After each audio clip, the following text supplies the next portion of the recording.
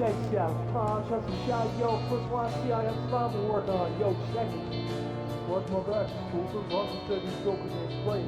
They'll get stuck.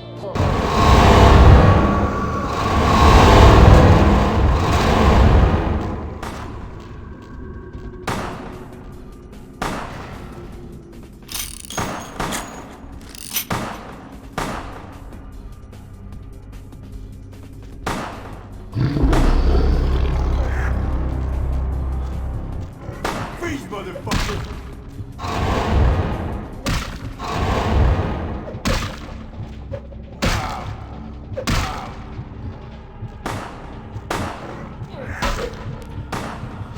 Where you going, man?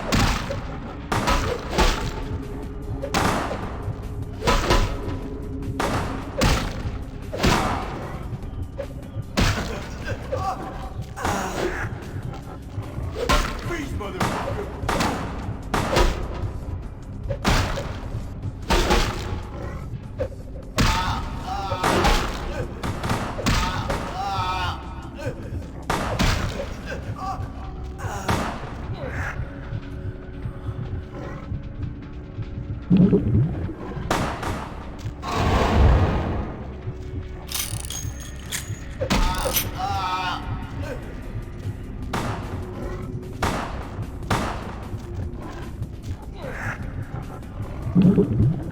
Freeze, motherfucker!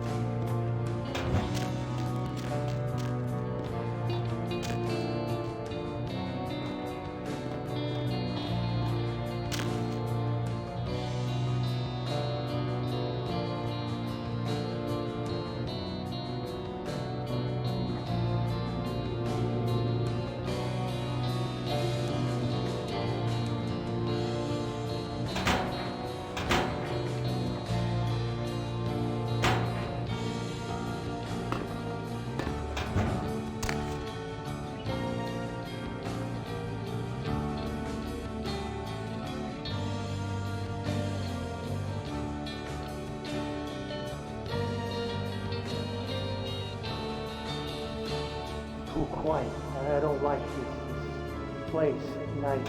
Seems haunted. Don't you feel like something's here? Like we're being watched? No. The hairs on the back of my neck are sticking up. I swear there's something here. It's like, what's the word? Nervous? No, it's forget it. Don't go telling Johnny I was nervous. I'm not nervous. I'm annoyed. Dick.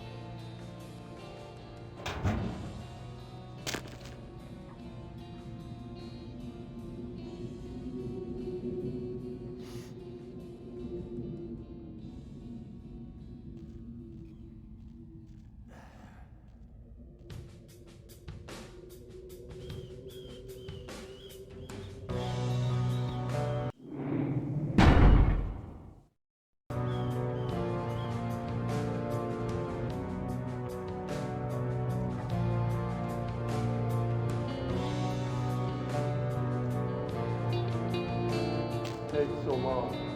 No gunshots? Or we can get it out. Last time I went down there, you got behind a car and pistol shot. That was what? Oh yeah, right. You got shot and you didn't tell nobody. That's shit, shot. Man, I gotta get some of you.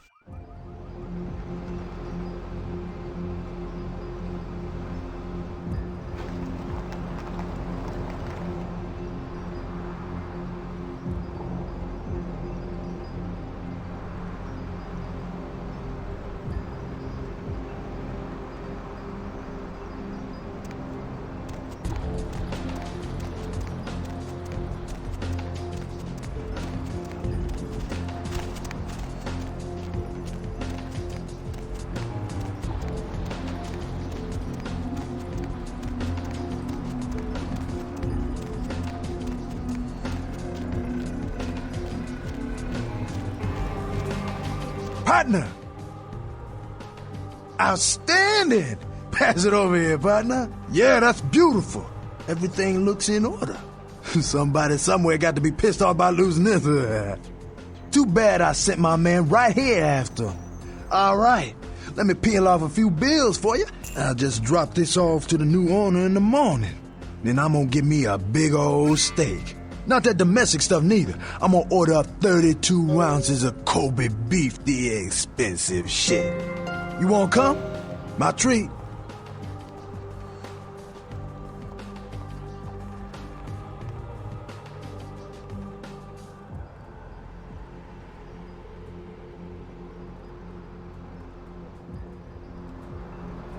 My man, what is up?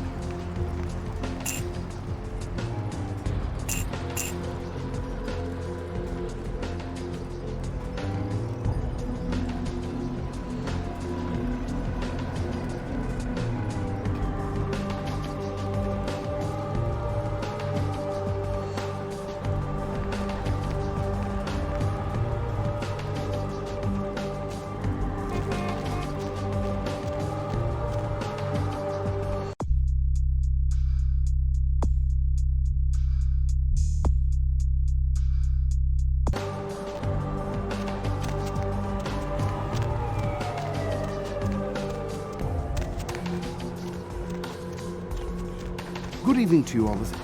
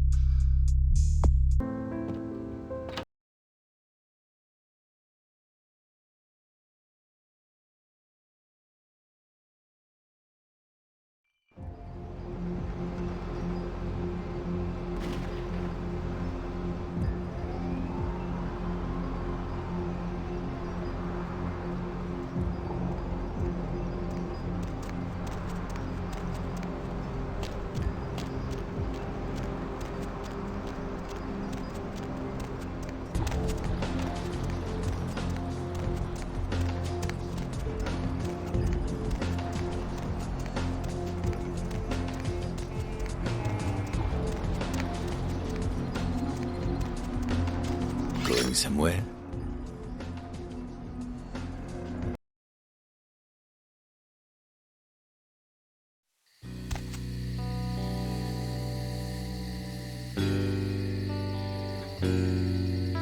You. What are you doing here?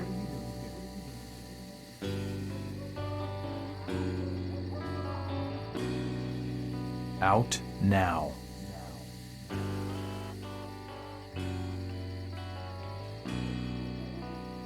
You should get out of here. This place is bad news. Pardon me.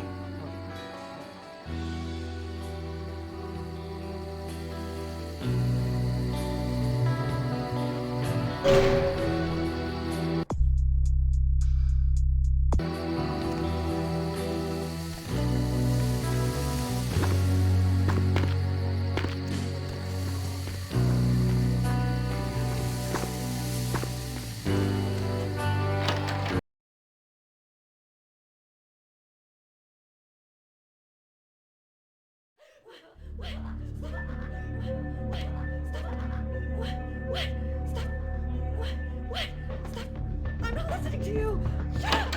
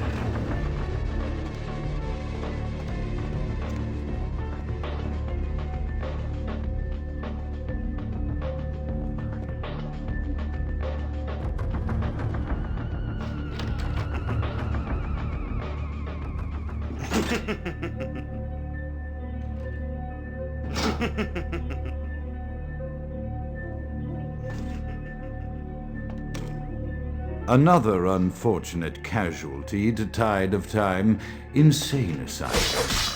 I lament their loss not only as brokerage houses for the breadth and depth of human psychoses, but also I shall mourn the disappearance of that peculiar environment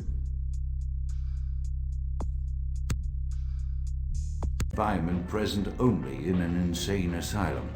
That palpable atmosphere of blistered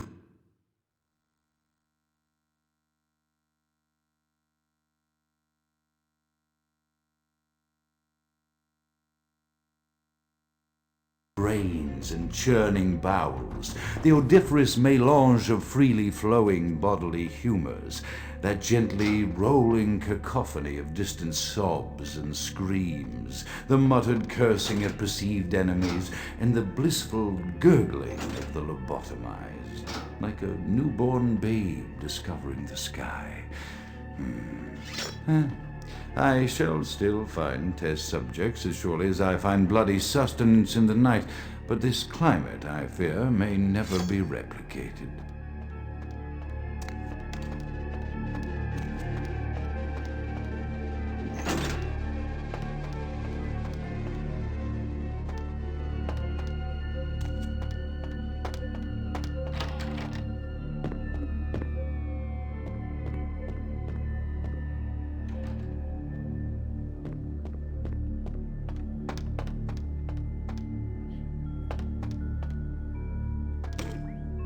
It is quite peculiar, the happenings I've been made to witness for my supernatural longevity. I am thinking of one unfortunate phenomenon in particular, of unique interest to my station, both as a professional and as a sufferer of this vampiric condition. It seems the stream of time has begun to erode the moorings of my chosen course of study, for the methodologies that gave birth to psychology are slowly disappearing. I find myself in an era that overlooks the physical component of psychological pathology time and again in favor of the sophistic practices of Freud. Phrenology, dactopintilism, and the rest of the old guard has fallen by the wayside, its champions all silenced in death, with my unique exception.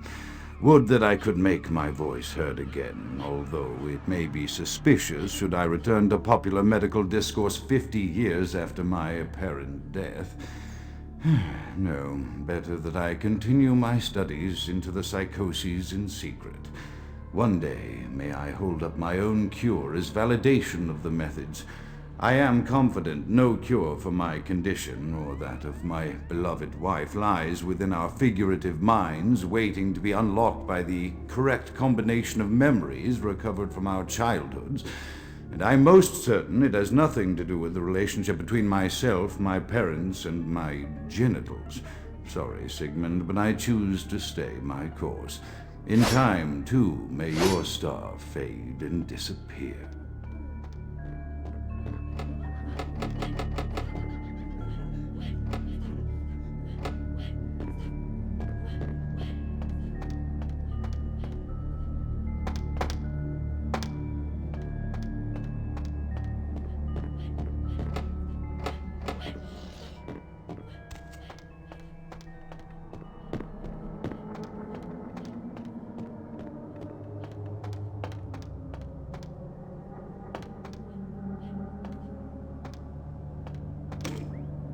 It is quite peculiar, the happenings I've been made to witness for my supernatural longevity. I am thinking of one unfortunate phenomenon in particular, of unique interest to my station, both as a professional and as a sufferer of this vampiric condition. It seems the stream of time has begun to erode the moorings of my chosen course of study, for the methodologies that gave birth to psychology are slowly disappearing.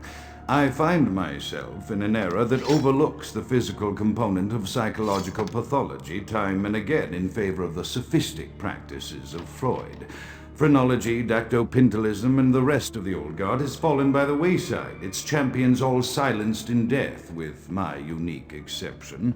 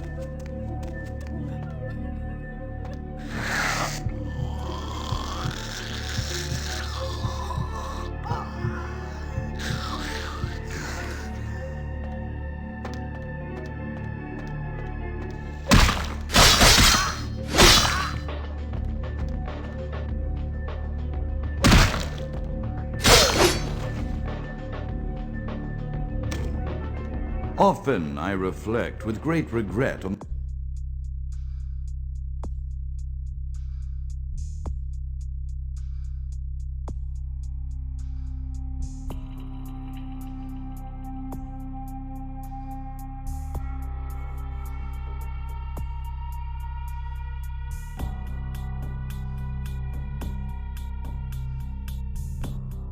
the missed opportunity that was my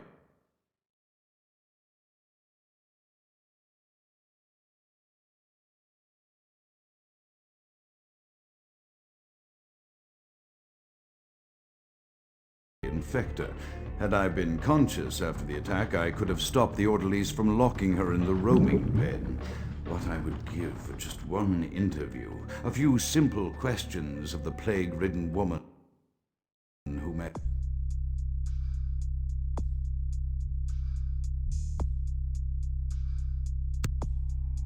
her end that dawn.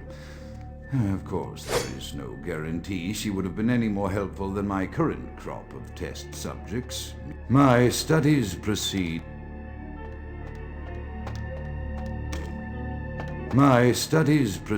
at a languid pace. I'm mired in a foul ennui as my wife's illness advances.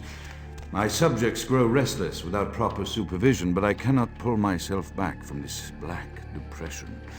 How many nights I've wasted now, gazing from the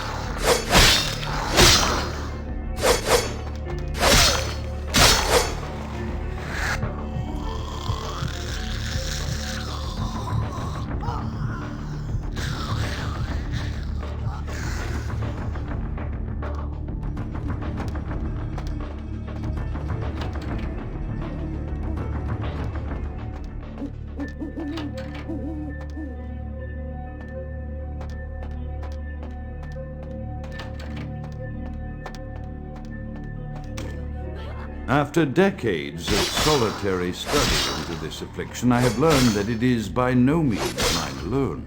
Indeed, the city is home to an entire society of similarly afflicted individuals with whom I've only recently made contact. They are an understandably standoffish sort by and large, but I have been able to confirm with them that the condition is indeed vampirism, which apparently comes in a multitude of strains, each with a spectacular set of symptoms such as invisibility and even a sort of lycanthropy. Through numerous official interactions with the governing body of this secret society, I have concluded that their fundamental understanding of the vampiric condition is woefully lacking and mired in suspicion and pseudo-religious dogma that would make a Turk balk for its strictures. Indeed, they seemed impressed with my studies and the eloquence with which I was able to present them. Apparently, the typical sufferer of my particular strain of vampirism is far from the vanguard of the King's English. So impressed were they that they even offered me an office in their government, a rather high office by the sound of things. I believe I shall accept. If nothing else, it should provide a lofty vantage point from which to observe the breadth and epidemiology of the affliction so that I may move more expeditiously toward a cure.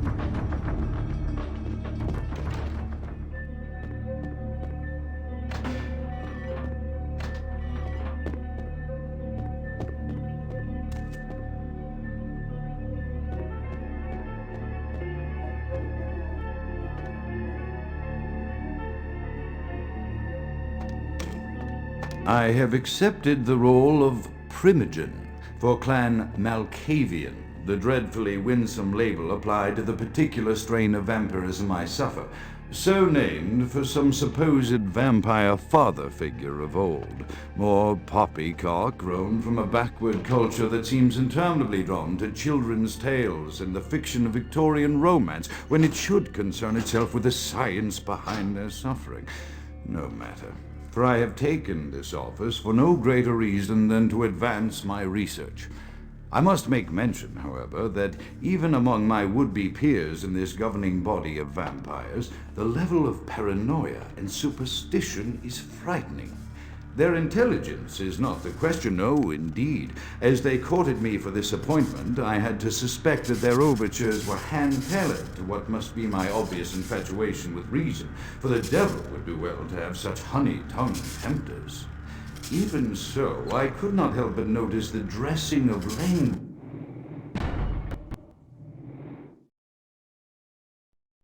these vampire leaders chose for their siren song.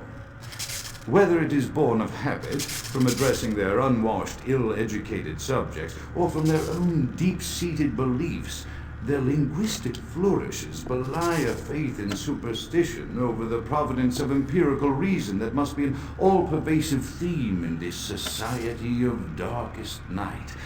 Damn it all, now I'm doing it too.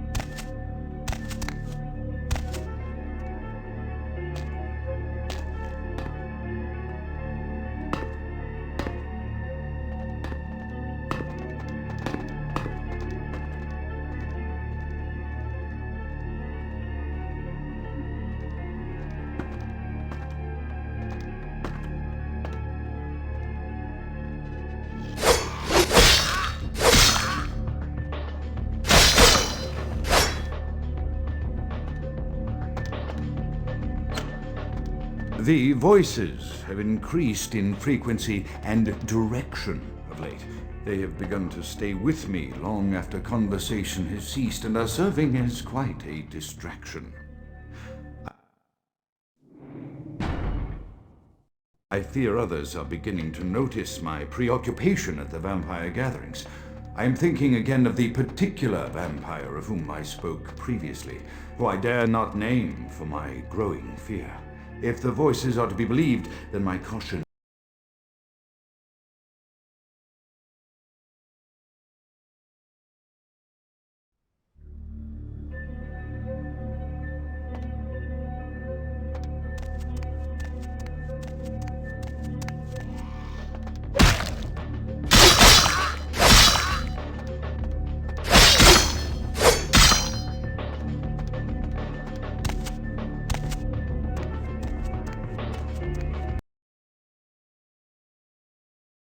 The voices have increased in frequency and direction of late.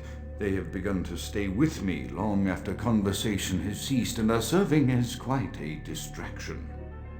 I fear others are beginning to notice my preoccupation at the vampire gatherings.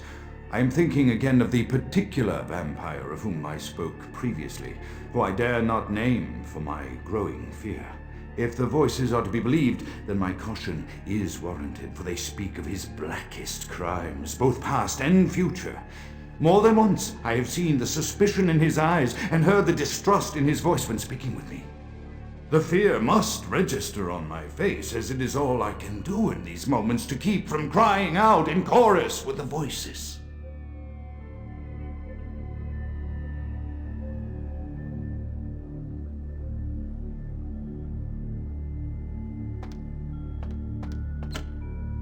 I am no longer safe. I know it. The voices have proven themselves authentic, and I have withdrawn from the Vampire Society entirely. My absence will no doubt draw attention, but I could no longer hold my fragile composure around the ravenous eyes of my vampire peers, especially not around him. The voices compelled me to make what I fear is a Faustian bargain, but I had to, for their demands are constant and merciless. I have secluded myself within the mansion. I know he will strike out at me. He will go to any length to achieve his ambitions, and he knows it, I know. I have taken precautions to protect my beloved wife. Her cure will have to wait until our immediate safety is guaranteed. The mansion was constructed with security in mind, but at that time I was not privy to the full range of vampire capabilities. The voices echo in the twisted corridors of my psyche, dark whisperings of a macabre and formless menace, the approach of which portends an end to all of this.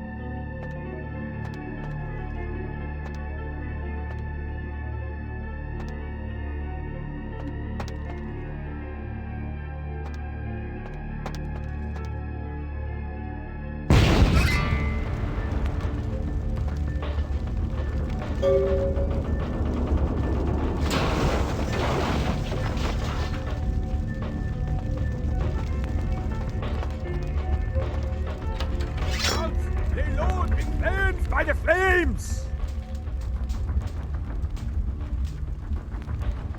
Grout is dead? Pity it could not be by my hand. No matter. Soon your self-made kings and false prophets and all who bear the mark of the beast will be washed from the earth for the coming of the Lord. Babble your native tongue in the pits of the abyss. I will not hear it anymore. As you burn, tell them it was Grünfeld Bach who sent your damned soul to that lake of fire. All agents of Satan shall return to whence they came. Let this righteous display serve as a promise to all who serve the archfiend Lacroix. I'm coming for you, Lacroix. By the power of the Lord, I will cleanse your black soul.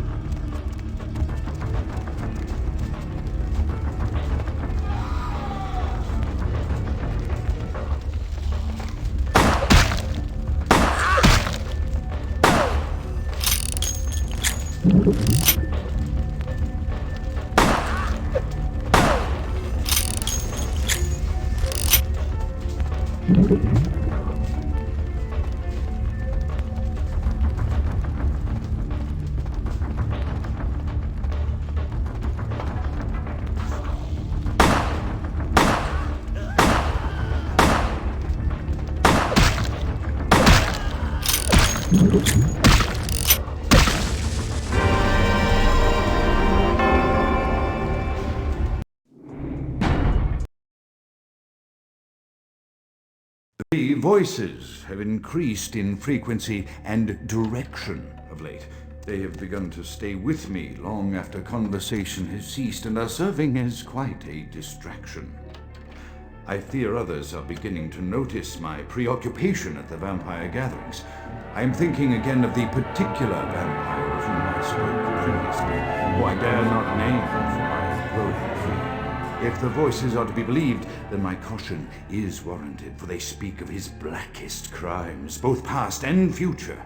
More than once I have seen the suspicion in his eyes and heard...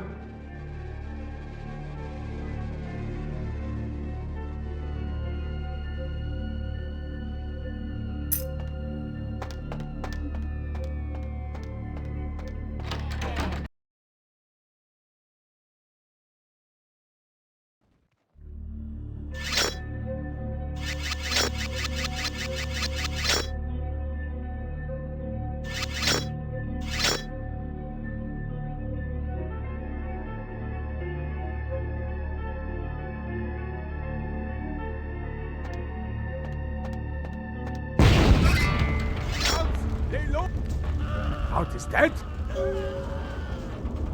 As you burn, let this...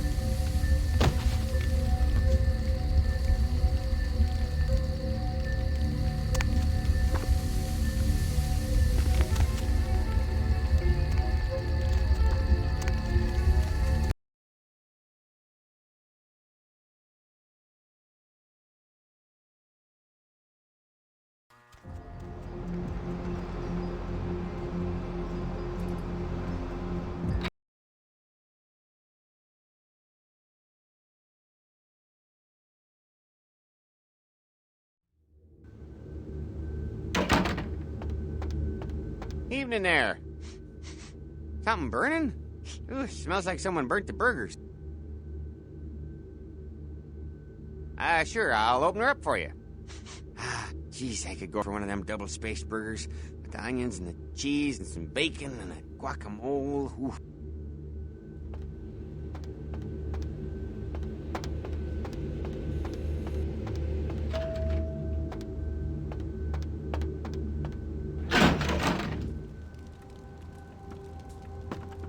The Primogens still haven't been contacted by Grout. I thought I made it clear that you are not supposed to come back until we had heard from him.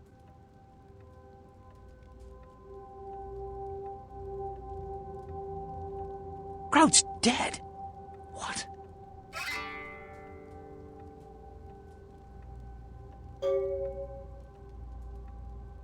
Bach!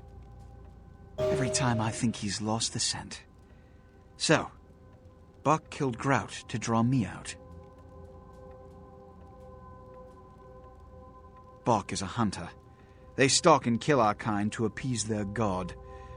But like many mortals, their so-called faith is nothing but a conduit through which they quench their killing urge.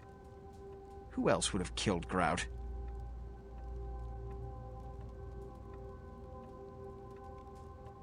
Let you finish. With whom do you presume you're speaking? Look at me. Are you sure it was Nines Rodriguez? Because if it was, the consequences... Do you know where this might lead? Do you really have any idea?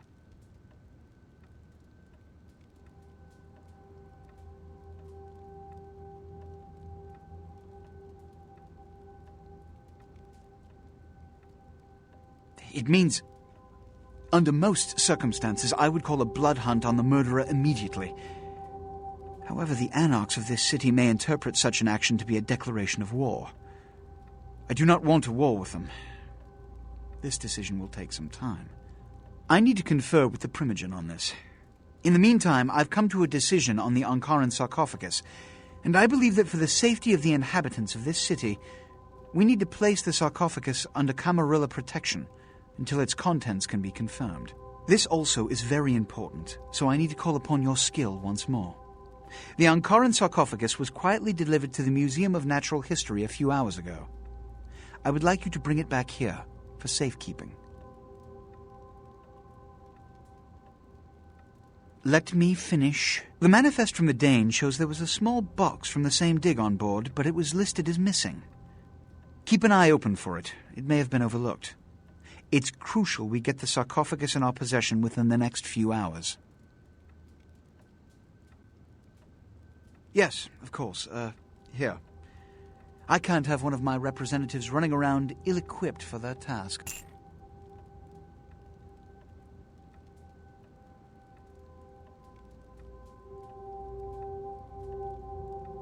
Here are the keys to the front door of the museum. The sarcophagus should be in an examination room of some sort. There's a small security staff on site, but I don't want a massacre. Mortals are just as easy to deceive as they are to kill.